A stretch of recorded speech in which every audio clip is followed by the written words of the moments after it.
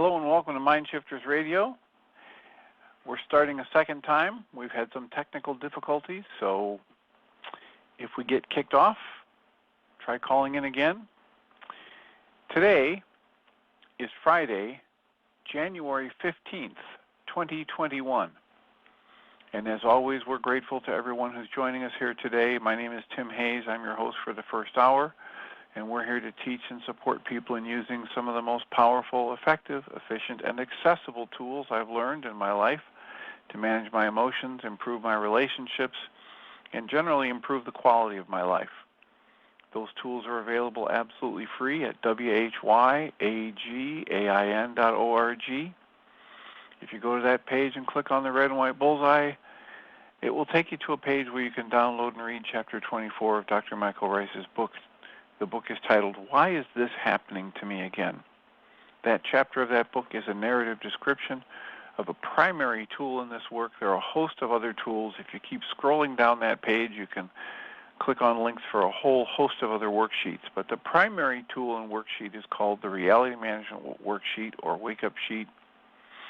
On that page, you can also download and click and download the worksheet itself, completely free and private. Print it off and use it as often as you'd like.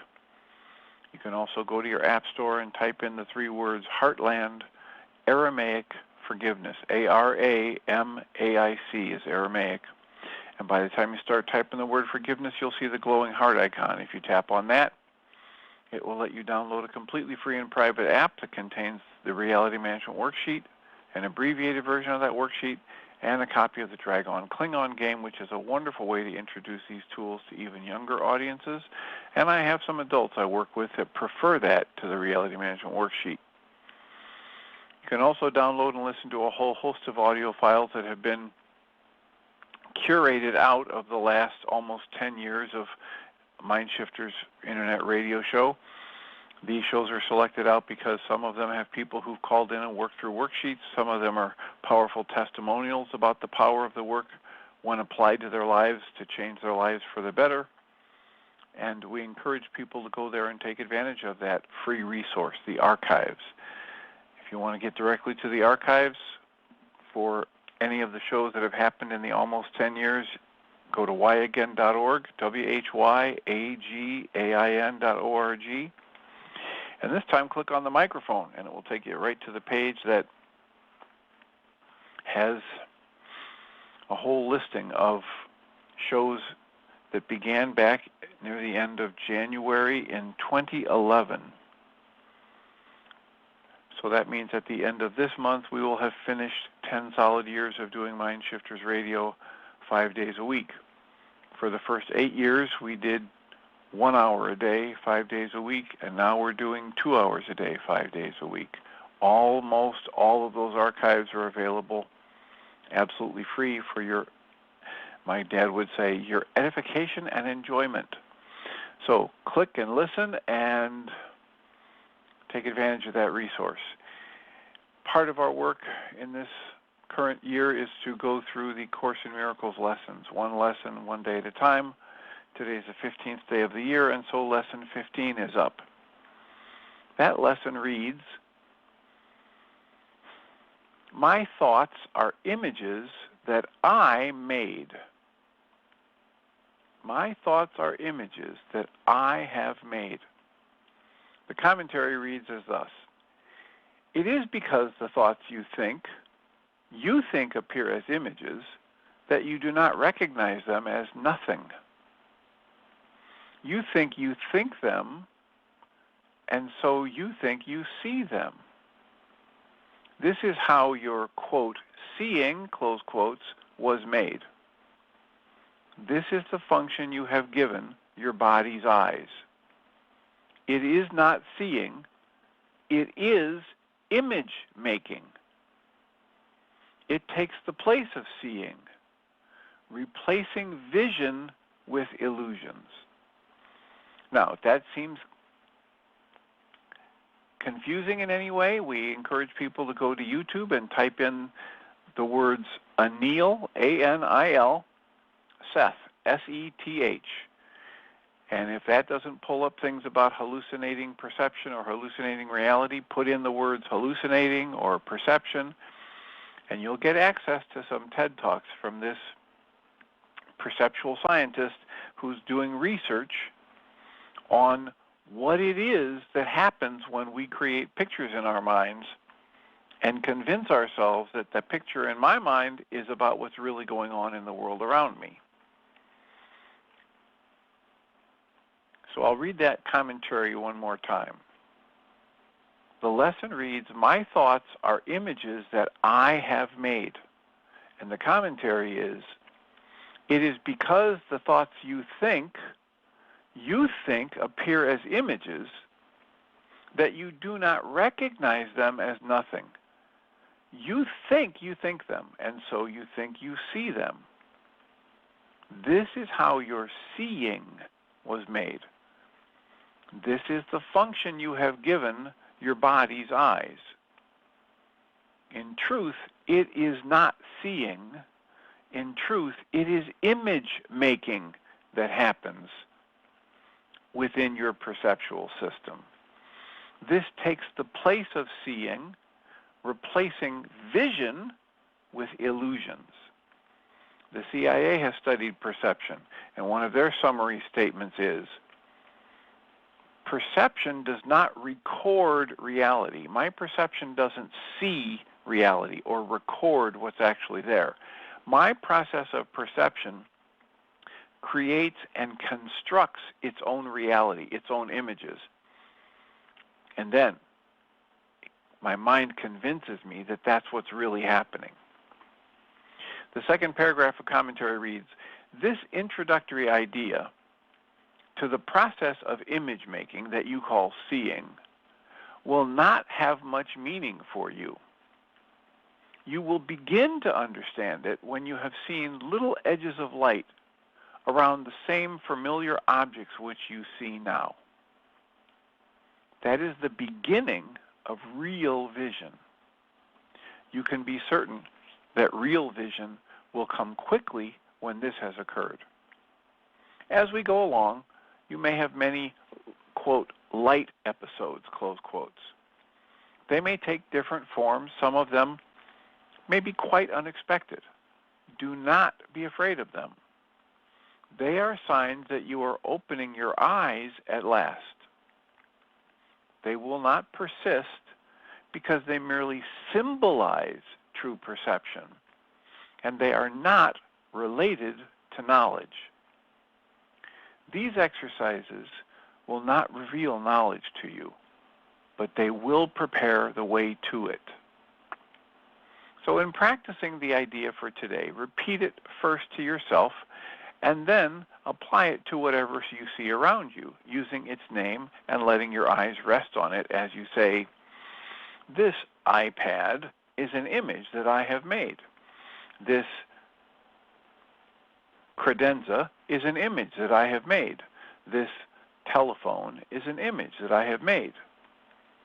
It is not necessary to include a large number of specific objects for the application of today's idea. It is necessary, however, to continue to look at each subject while you repeat the idea to yourself. The idea should be repeated quite slowly each time. Although you will obviously not be able to apply the idea to very many things during the minute or so of practice that is recommended, try to make the selection as random as possible. Less than a minute will do for the practice periods if you begin to feel uneasy. Do not have more than 3 application periods for today's idea unless you feel completely comfortable with it, and do not exceed 4 practice periods.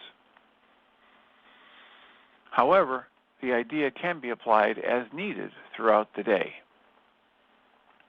So here we are cautioned again to stay in comfort, to stay in ease, to stay with a flow, to not allow stress and strain to creep into the lesson or the practice periods. My thoughts are images I have made. And as we've talked about we're also going through the Course in Miracles Experiment book, A Starter Kit for Rewiring Your Mind by Pam Grout. And her chapter 15 is titled The Ultimate Billboard. She quotes Josh Radnor, who says, "I began to have this gnawing suspicion that this voice in my head, while presenting itself as my trusted ally, might actually be the enemy. At the end of interviews, I'm often asked, if you could leave our listeners with one final piece of wisdom, what would it be? In other words, what would I emblazon on it if I had a personal billboard? I often hem and haw, and I think, me? Wisdom? Or I run through the gazillion lessons I picked up along my path to peace. Chief among them is pull myself back up when I land near daily when I land flat on my face. But finally, I've come up with a nugget of truth that for me vanquishes all others. Nothing could be more vital than to be suspicious of the voice in my head. This inner critic/taskmaster is loud. It's nonstop. And it does not, I repeat, it does not have my best interests at heart. This demonic voice that insists on running the show is terrified because it knows. It knows it's an imposter. It knows its time is limited. And it knows that if and when I take my attention off its whiny, complaining voice, I will discover this other occupant in my head. This other voice is a lot gentler, more patient, and it points toward the intangible, immeasurable, fundamentally spiritual things that defy every obnoxious missive the loudmouth has been shouting in my ear from the time I noticed I was encased in a body. Beginning to recognize that the critical/naggy voice is not the true me is a starting gate for any spiritual path. Lesson 15 in Course in Miracles reads, "My thoughts are images that I have made." This lesson is the recognition there is something bigger and unseen going on. So 3 times a day I stop and notice that this puzzle, this cereal bowl, this spoon, all are images I have made. I can't guarantee the obnoxious voice will eventually shut up. It probably won't. But if I recognize it's just making stuff up, I can call it out. I can say, "Oh, really?" Whenever it gets its unsufferable megaphone going loud and long in my ear. So the lesson for today is, my thoughts are images I have made. My eyes do not see. My eyes create images. And creating images has taken the place of seeing, replacing vision with illusions. And the more we practice observing this directly, the better our lives get. The more we grow into seeing that rim of light on the edges of whatever we're looking at, the more we grow into the potential for viewing actuality, for true vision, for true perception, as it's referred to in spiritual circles.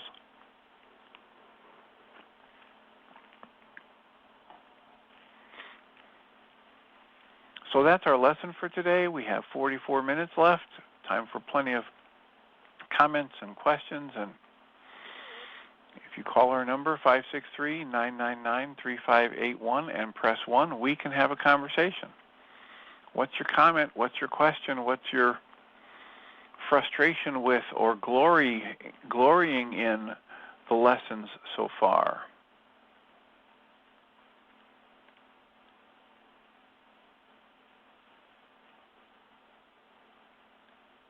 Five 563-999-3581. Call that number and press 1. How can we support you today? I had the occasion to finish the book Untamed today, and again, I will recommend that to people. Area code 234. You're in the air. Who do we have? Oh, hi, Dr. Tim. It's Lisa, and I just wanted to say I'm not finding you on Blog Talk Radio online on either my tablet or my phone. So that's why I called into the show, just to let you know that I'm not finding you. Maybe other people are. Well, Blog Talk is having problems because we had started the show as it was, and then they said your next show is is starting in 5 minutes. Oh gosh. So I ended up getting kicked off, and I had to start a new episode, and now I'm just broadcasting live. So if you go to Blog Talk and look for broadcasting live instead of any scheduled show, maybe that would help. Yep, no, I've done it. That's why I guess I didn't hear that part of your show, because it took me, I was searching live, and then I even went to Why Again, but it's just not showing up, for me at least, on my phone when I hit the live button, and it's only showing me shows from yesterday on. Yeah, but it's probably part of the glitch in their system right now. So, but I also wanted to add that I'm doing A Course in Miracles, and I had decided to do it before I had heard your announcement, and I'm just so thrilled with the with your clarity, with your help, because it's always nice to have another voice. So, and that my yoga sister Kim is doing it along with me, and she has really appreciated your input as well. So we're just having a good time, but I just thought I would let you know. That's all I have for you. All right. Well, thanks for the call and the heads up, and I'm glad you're enjoying it. Thank you. All right. Blessings. Blessings. So 563-999-3581, and or if you're interested, go to your computer and try to find us. It's like an Easter egg hunt. Try to find us on Blog Talk. Apparently Blog Talk and their technology snafu is making it so people can't find us. So if you want to do that and let us know what results you get, we'd be happy to hear. 563-999-3581.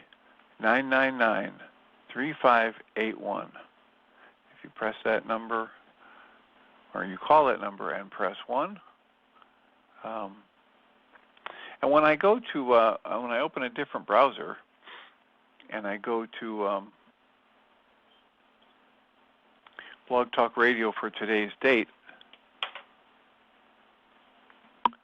it apparently is only going to give me the intro. But anyway, so technology is having little glitches today, but we're still here, and we're here to talk about the book Untamed, or the book We Are the Luckiest. I just talked to another person who took my advice and read the book We Are the Luckiest, and it was a life changer for her. It's still changing her life. And I am pleased to announce that the author of We Are the Luckiest has agreed to be interviewed by me for the Journey's Dream podcast titled On Your Mind on February 17th. So it's a good time to remind people that we're looking for. If you've read a book, if you've got a favorite spiritual teacher or motivational speaker or author that's written something that's really helping you, if you want to call me and drop that suggestion. I will try to read the book and or have that person on for an interview for either Mind Shifters Radio or the On Your Mind podcast hosted by Journey's Dream. Alternatively, you can email me at tjh@mindshifters-academy.org. I received an email from someone in Germany recently who's listening to the show through the archives and was thanking me for that. We have an upcoming interview with a woman who works for the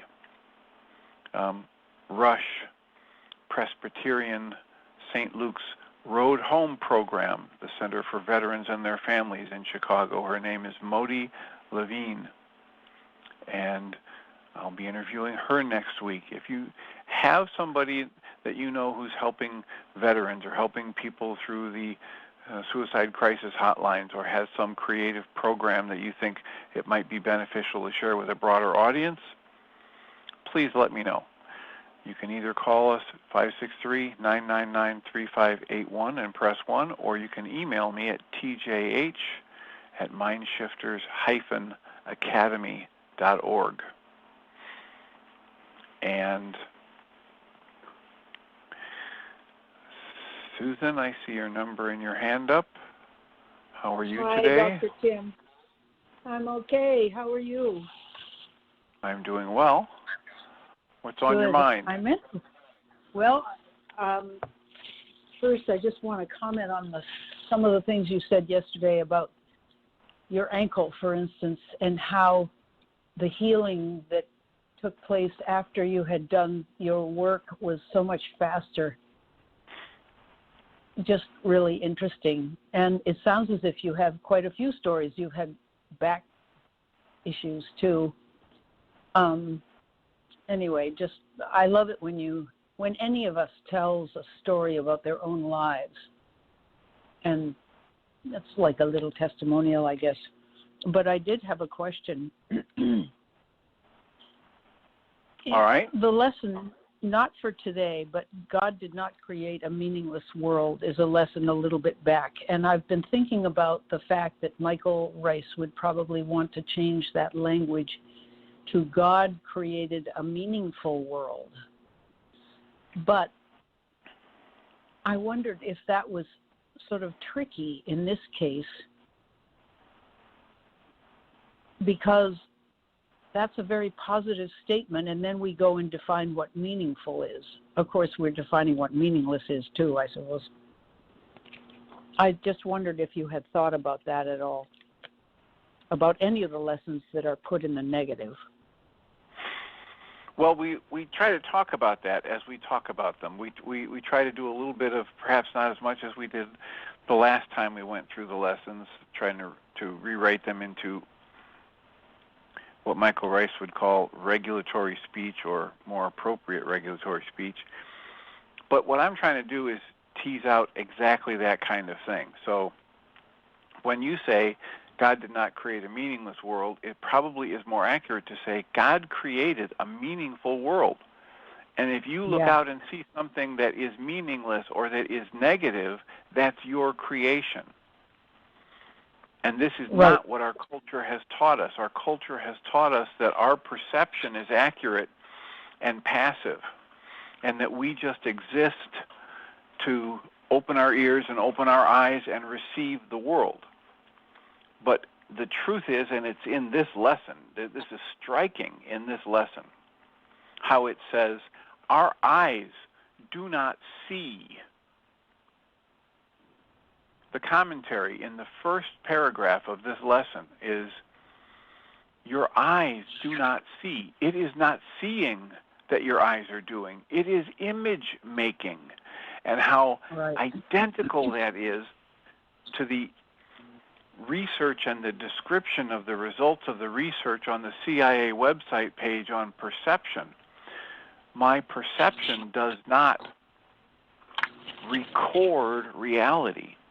My perception is a highly active process that constructs reality, which is why my reality can be so dramatically different from another human being or a whole set of human beings standing next to me watching the same events unfold in front of us.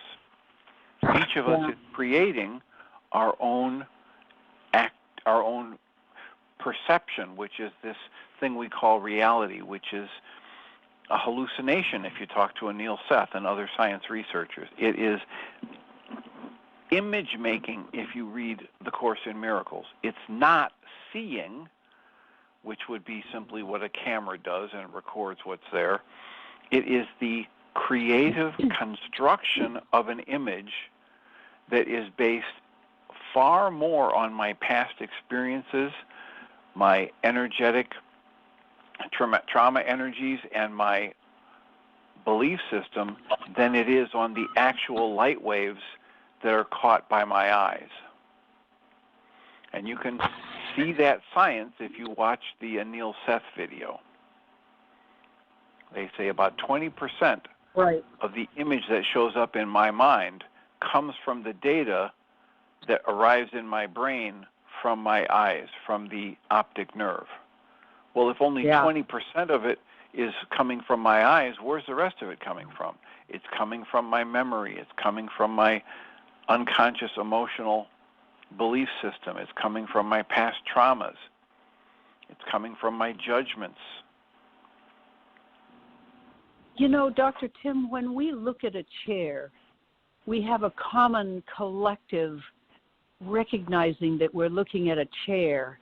And this is proof that we are all connected and maybe all the same or all one. And yet, spinning off from that are our associations and interpretations of the chair. Remember that Budweiser logo, 3 circles? The Olympics have 5 circles, the same thing. They're overlapping, but each one has its own section of itself apart from the others. And I've been picturing that's how we are connected. We are connected in a massive way with shared rods and cones in the eyes that see things, and we've trained each other to call things certain things, and in that sense we are connected, if not the same, if not non-separate. But then we have different takes on things which spin us off into individual experiences, so that we're not the same. Anyway, I don't know where I'm going with this. It's just something I've been doing with my brain. Well, and there's the part of it is, you know, you're tapping into the actuality, which is that there is an energy field that each of us is in. Each of us that has an energy field that we call a physical body exists within an energy field, which exists within an energy field, et cetera, et cetera.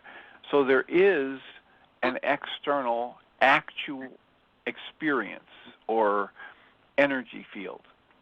And yet each of us, whether we realize it or not, is creating impressions and meanings, associations from that, which can be dramatically different than the person next to us, than the other human being, the other being of brilliance and light, who's also having those energies strike their antenna, their receptors, their eyes, their ears, their physical sensations. You know, one of the things that I really wrestle with in this lesson is, and it's not an important part, it says one of the proofs that you're beginning to see truly is that you'll see an aura around things. Well, if you look at a green thing for any longer than 15 seconds, you'll start to see an aura, because your eyes generate the exact opposite color to that. And if your eyes shift a little, that will look like a halo removed a little bit from the leaf. But that's not what they're talking about, right? No, they're talking about something. Yeah, they're talking about something that is not being witnessed through the physical eye.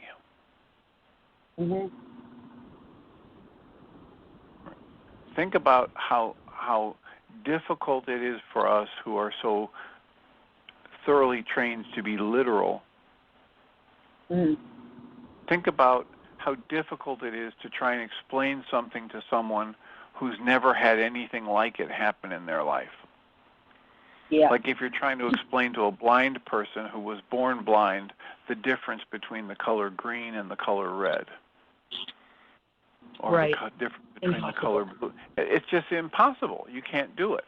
Right. So that's why, in my opinion, a teacher or a teaching, like the Course in Miracles or Way of Mastery, gives us exercises so that if we choose to do them, we can usher ourselves into an entirely different experience of our own life. But no one else can give us that experience or talk to us about that experience.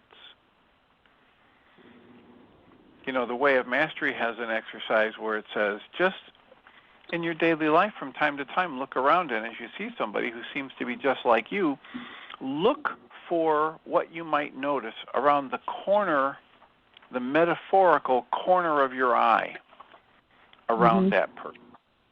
It's the same essential exercise, but it's just saying, look, open your mind to the possibility that there is another level of experiencing available besides just your five senses. You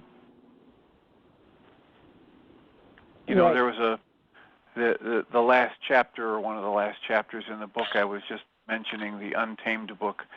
The author writes about how she was dating a man, and they, you know, the week before she found out she was pregnant, she was telling one of her friends, this isn't working. We don't connect well physically. We don't connect well emotionally. And then a week later, she finds out she's pregnant, and they're sitting, and she has told him, and he says to her, you know, why don't we just stay separate and raise this child together?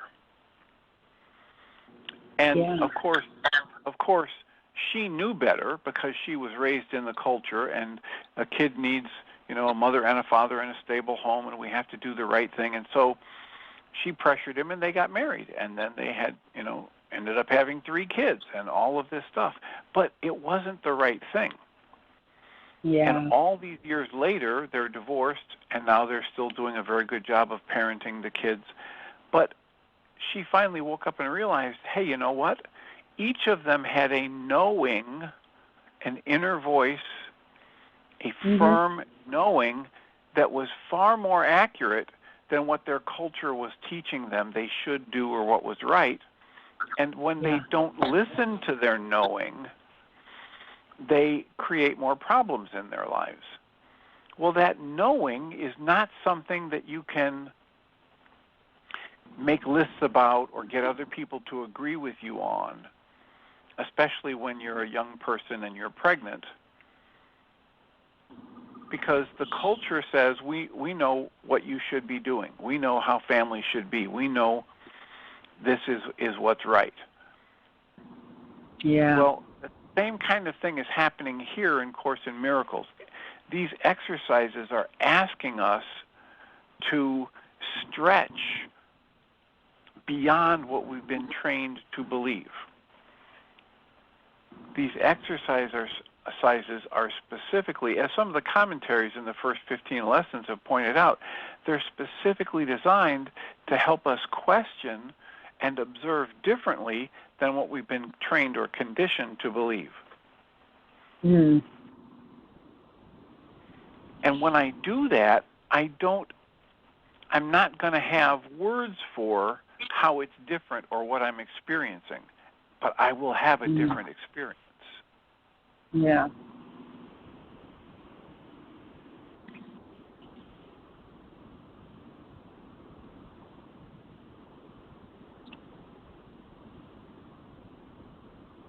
So, you know, one of the things in Eastern spiritual teachings, they have this thing where it's called neti, which means not that, not that. And it's the recognition that I can't speak directly about love or God or the life force flowing through me because it goes beyond words. Each new heartbeat, it shifts and changes and grows, and my words stay the same. So my words don't really have any capability of encompassing or transmitting the actuality. Right. So that's why something like A Course in Miracles is not trying to tell you what the Creator created, but it's trying to tell you what the Creator did not create, something meaningless. Love it. Right. The Creator did not create your pain and your fear and your anger. Yeah. At one point, the Way of Mastery says the only energy we as humans have ever created is the energy of fear. Whoa. Whoa. I read The Way of Mastery, and I don't remember that, so that's good to be reminded. Well, to be honest, that might have come from a darshan. It might have come from the Q&A, which isn't in the book. If you read the book, the Q&A sessions, you have to have the audios for that, or you have to go to the christmind.info website to get access to those, or you have to just buy the audio CDs. I see. Yeah. You know, in the lessons, they start us off by looking at something. I don't know what this pencil is for, and so forth. And they're pointing to the fact that the pencil is just itself with nothing attached to it, and it has no meaning in itself. And then they take us to thinking that things can be meaningless. My experience has never been that a thing is meaningful or meaningless. It's experiences and feelings and thoughts that are meaningful or meaningless, but they start with the physical. So if it says God did not create a meaningless world, and I'm looking at trees, I'd say, well, of course, this tree has its own life. It is filled with life, which is inherently meaningful, but I don't know anything about it except that I'm looking at this tree. So even the idea of meaningfulness and meaninglessness has been a challenge to me. I don't think I've ever thought that the world was meaningless, but I have felt that it was tough, or that there shouldn't be so much suffering, stuff like that. But we had somebody else who was triggered by the word meaningless, and we've been commenting on it on the internet show the past few days. And so what comes up is what Bill Thetford said. If you come across something in the lesson or in the book that doesn't resonate with you, just rip it out. Just move on to something else. I've been thinking about that and loving it. Yeah, that's great. That's very helpful. And so one of the solutions for that person was, I think, had something to do with substituting a word for meaningless, like negative or worthless, so that the Creator didn't create things that are negative or worthless. That's good. Both of those are good. So if you just play around with the words that are useful to you, right, and understand that the exercises are designed to help you have a different experience. They're not. It's not a how-to manual. It's a series of exercises that you can experiment with and watch how your own experience of life shifts as you open yourself to having a different experience of life, or as you open yourself to questioning everything you thought you knew. Right? We talk sometimes about how people like Rilke have written so beautifully about the need to live in the question, to live with a questioning rather than demanding answers and finding this certainty that comes from knowing this or knowing that. And then, reading that and talking about this on the show, it led me one time to talk about, hey, look, I find it very useful to talk about living my life through direct observation, probably because I was first introduced in the deep spiritual teachings to Krishnamurti. And he talks about just questioning everything and observing rather than living from belief. And so I was moved to say, well, look, here's a direct observation I can make. As I sit here in my daily life, it's clear, it's easily observable, I don't know everything. Right. Even in my chosen field where I'm supposed to be an expert after 46 years of doing therapy, right? I don't know everything. So the next observation I can make is, well, then by extension, what's also true is whatever it is I think I know is either only partially true and perhaps even completely false. Right. So if I can open myself to that level of observation and then look at a book or A Course in Miracles lessons or the person standing in front of me, I now have the potential to learn something new. If I go at something and say, well, I know what this is, and I've seen this before, and I know how to deal with this, and there's no chance for me to learn something new.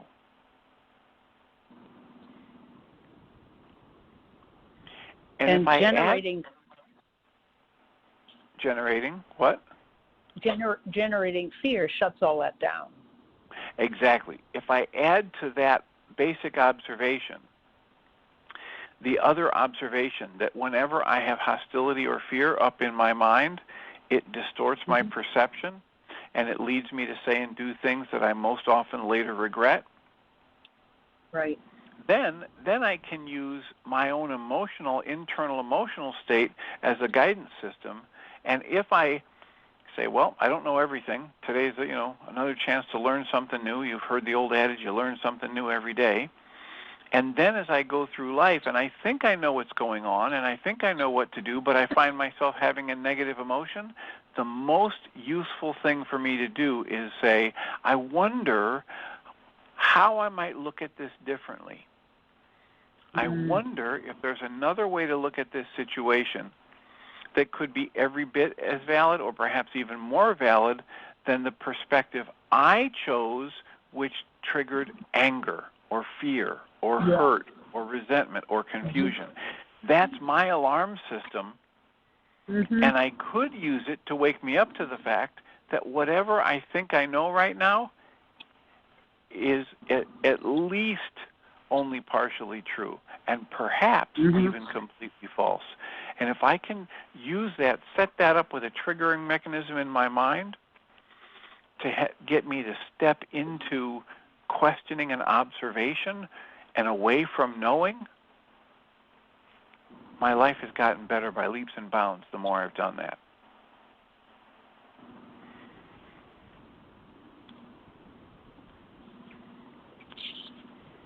Dr. Tim, on a totally other quick question, Untamed, who's the author of that? Glennon Doyle, D-O-Y-L-E. Oh, yeah. I just didn't connect the title with the author. I have both of those down in my notes. And I have to go. Our grandson is trying to reach me, and he's traveling to Northeastern and Boston to school. Probably needs something. So all right. I appreciate Blessings. Have yourself a lovely weekend, and please take this as a personal recommendation for you to read that book, Untamed. Okay, thanks. I all right. will. Blessings. I'll look. Area code 484, you're in the air. Is this Ellen? Yes, it is.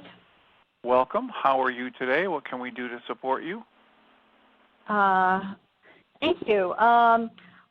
It just occurred to me that it's Friday, and I know like you were going to do the lessons for Saturday and Sunday on Friday. Thanks for reminding me. And it just occurred to me that I'm going to miss Monday's talk because I have a dentist appointment at noon. And I thought, oh no, if you don't cover the other 2 lessons today, I'm going to miss 3 lessons on Monday. Okay, well, so let's take a look at that. Let's read the lesson for tomorrow, which is, I have no neutral thoughts. And it says the idea for today is beginning to step in, dispelling the belief that your thoughts have no effect. Everything you see is the result of your thoughts. There is no exception to this fact. Thoughts are not big or little, powerful or weak. They are merely true or false. Those that are true create their own likeness.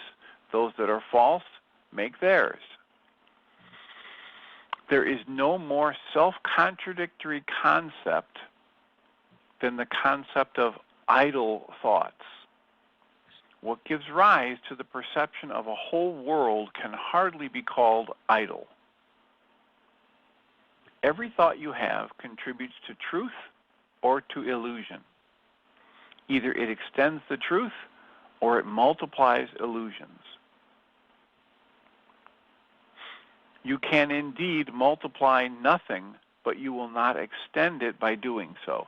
So this is one of those phrases that people say, what does that mean? Well, I can multiply nothing because it's within the realm of my illusions and my illusory experience, and I can be spinning in my own perception, creating the illusion of separation, creating more pictures in my mind that help me generate fear and anger and hurt, where the actuality is available to be observed as radically different from any of those pictures I have created. The summary for me in this, I have no neutral thoughts, came to me one day to think about this enormous galactic-sized fire hydrant with, for Earth alone, we've got, like 8 billion hoses coming off that galactic fire hydrant, and the hoses don't have any valves on them. They're just connected, the fire hydrant's on, the energy of creation is pouring through each of those hoses, and at birth, each child gets a hose, and it's always on. They're pouring creative energy out into the field. It's always on.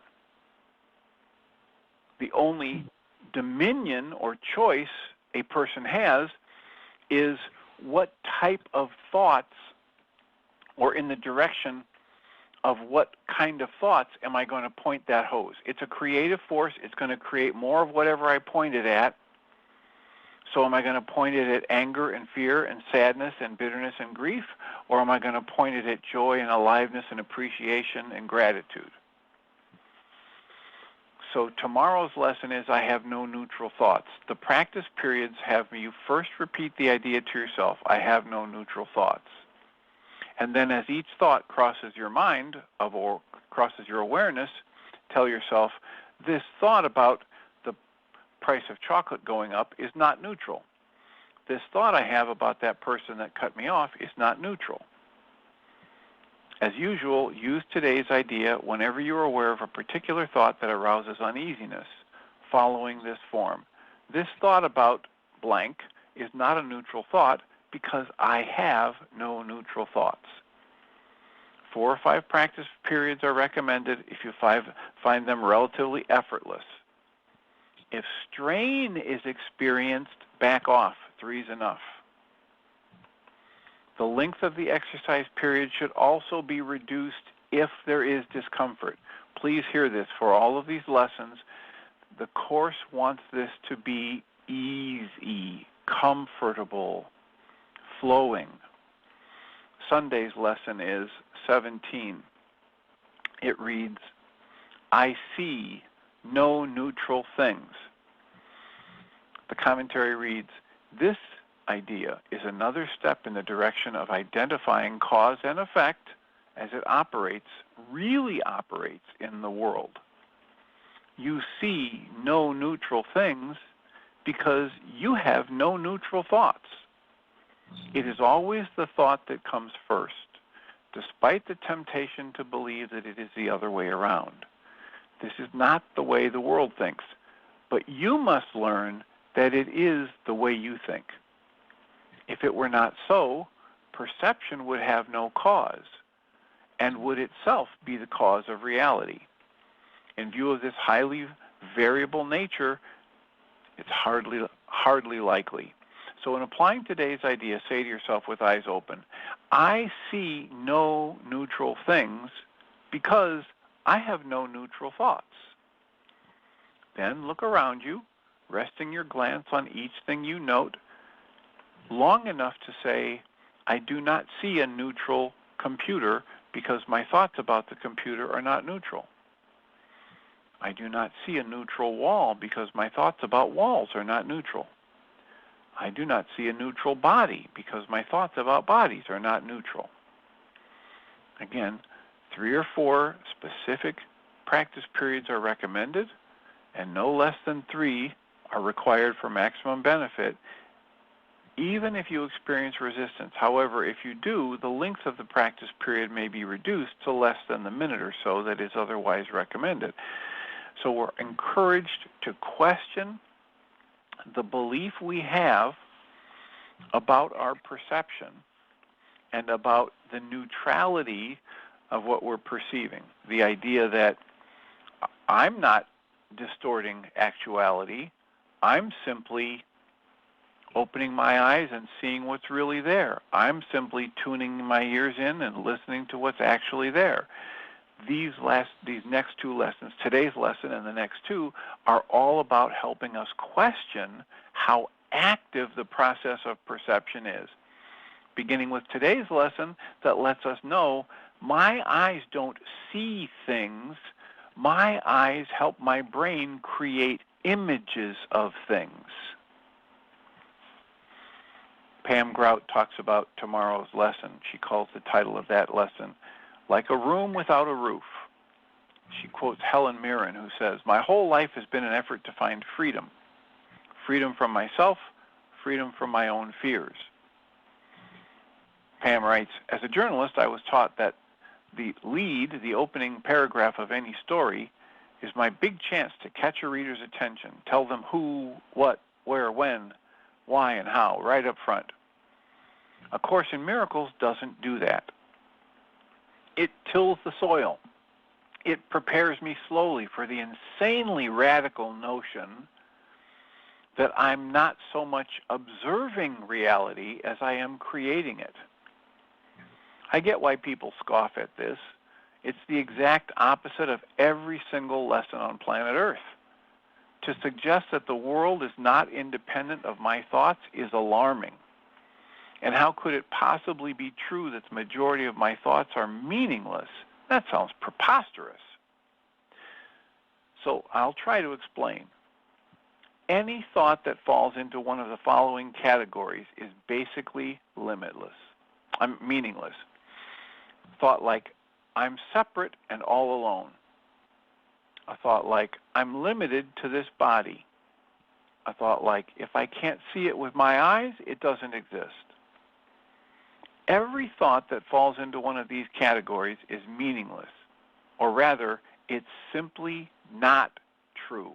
It only appears that way because I secretly, or not so secretly, put my attention there. The first few lessons of the Course serve as a giant eraser to gently remove all meaningless thoughts, to create space for things that actually are true. Things like ease and grace, things like being connected to an intensely alive energy field, things like knowing my purpose is to illuminate dark places. Lesson 16 reads, I have no neutral thoughts. This dispels the belief that my thoughts have no effect. It goes so far as to say there is no exception to this fact. My every thought either furthers the illusion of meaninglessness or it furthers the truth that rather than face reality, I actually create reality. And we'll read Pam Grout's comments on Sunday's lesson when we get together on Monday.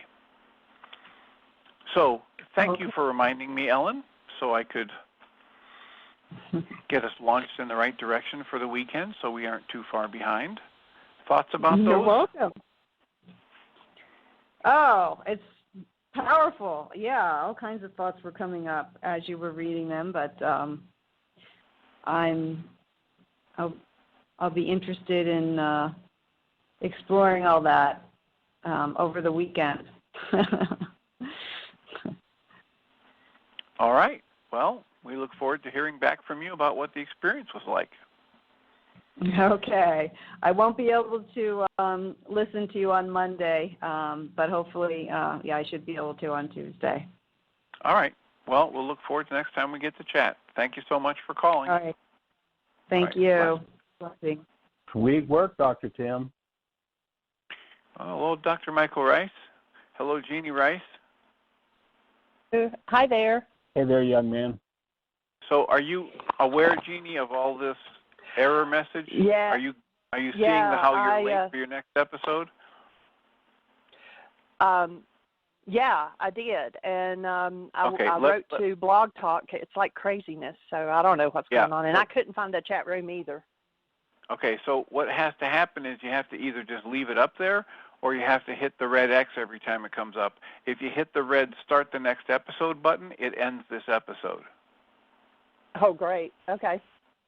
So whatever you do, either leave it there and ignore the chat room or keep hitting that red button, that red X. Okay. And that way you won't kick yourself off because we've already had to restart one. Okay, What we'll fun. do it. Technology. So this is a Friday. We will be back again on Monday. Have yourself a glorious weekend. And remember, we come from love. We're made of this stuff we call love. We actually are love. And everything else is false. Have a great show. Thank you, Dr. Tim, and have a good weekend. Blessings. So welcome, everybody, to the second hour of Mind Shifters Radio. And today is Friday, January